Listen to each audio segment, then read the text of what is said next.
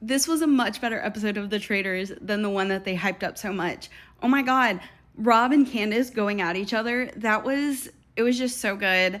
I also love these little types of challenges. It reminded me of the singing one from last season. It was just so funny, like seeing them get into these like random poses. But yeah, no, them going after each other and then seeing everyone afterwards be like, oh yeah, no, I trust Rob. I trust Rob. I trust Rob. And just seeing how far off they are from him, but also the fact that they got two traitors back to back and have gotten three already so far this season is kind of crazy. It reminds me very much of season one. I feel like season one, the traitors, I mean, obviously Suri won. She was fantastic. I feel like season one traitors were so good that this is reminiscent of that, because I feel like I wanted the traitors to win. Obviously, season 2 and 3, I always want the traitor to win. But at some point, I was like, you know what? The faithfuls deserve it.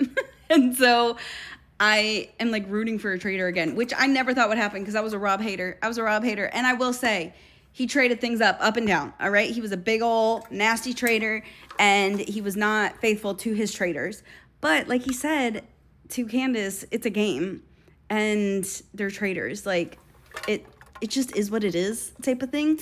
And to save himself, he had to throw her. And so I get it. And anything for money. But Eric's reaction, love it. Also, I like that they essentially just told us that Eric chooses to become a traitor because they show him in next week's episode. And like the only way he would be in next week's episode is if he became a traitor, because otherwise he would have died. So we know he becomes one.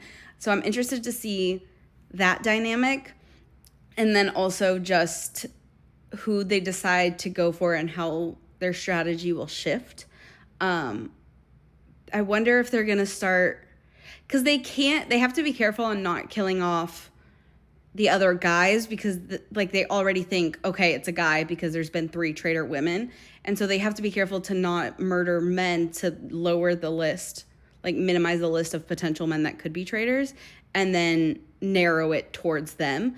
Even though obviously everyone's thinking, not everyone, but like a good bit are thinking Johnny right now, which so random. But yeah, this was a fantastic episode. I loved it.